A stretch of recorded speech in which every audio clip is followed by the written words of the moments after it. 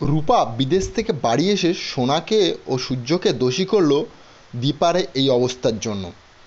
অনুরাগের ঝড় আজকের পর্বে আমরা দেখতে চলেছি যে ও দীপা প্রচণ্ডভাবে কাঁদতে থাকে এবং সে সর্বদাই চিন্তা করতে থাকে সোনা রূপাকে নিয়ে, যে তার সোনা রূপার কী হলো, এবং তার মুখে হাসি থাকে না এবং সে কোনোভাবেই খুশি থাকতে পারে না। অপরদিকে সূর্যর কাছে কিছু না থাকুক তার সোনা আছে, কিন্তু দীপার কাছে কিচ্ছু নেই।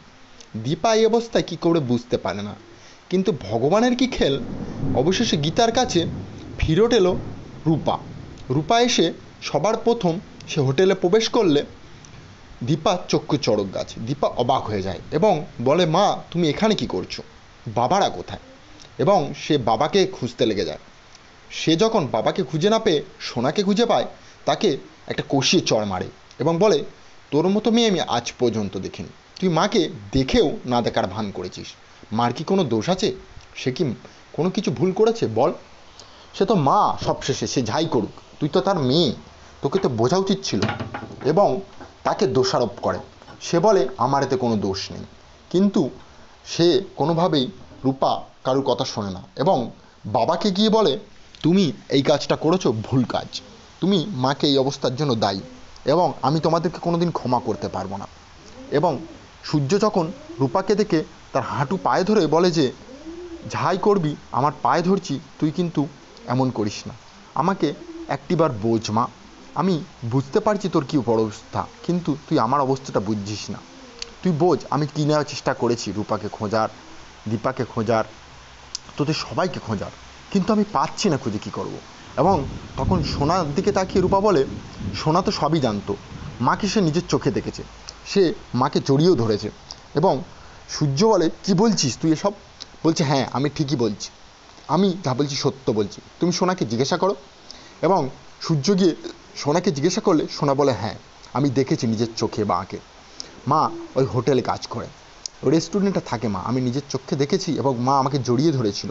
সে বলছিল যে রূপা কোথায়, এবং সোনা তুই কোথায় ছিলিস এতদিন, তোকে আমি কত বছর দেখিনি, কিন্তু আমি চিনেও না চেনার ভান করেছিলাম, সেটাও তো আমি ভুল করেছি, কিন্তু মা যেটা করেছে সেটা ভুল করিনি।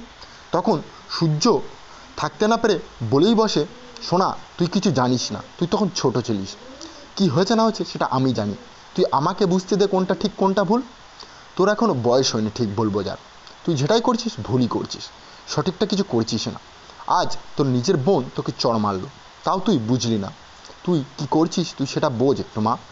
এবং অপরদিকে দেখানো হয় যে দীপা তাদের শেফদের রান্না করে খাওয়ালে সে প্রায় তার হাতের রান্না খেয়ে পাগল হয়ে যায় এবং বলে, এ কী সুন্দর রান্না করেছো তুমি, এমন রান্না কেউ করতে পারে এখনকার সময়?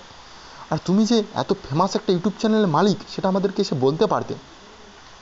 এবং সেই কথাটা রেস্টুরেন্ট মালিকের কাছে গিয়ে বললে রেস্টুরেন্ট মালিক তাকে রান্না করে খাওয়াতে বলে, এবং সেটা যখন খাওয়ায় সে, রেস্টুরেন্ট মালিক তার হাতে রান্না খেয়ে পাগল হয়ে যায় এবং বলে, এত সুন্দর রান্না কীভাবে?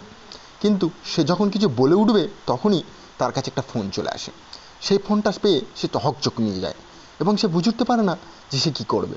সে তখন বলে, কী করলে কী হয়, তার মাথার কাজ করে না।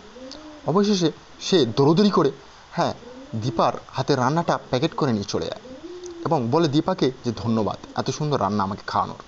এবং সবাই সবাই তখন রেস্টুরেন্টে এসে বলে যে, দেখেছো মালিক একজনের কাছে স্বাস্থ্য যেমন আমরা মালিকের কাছে।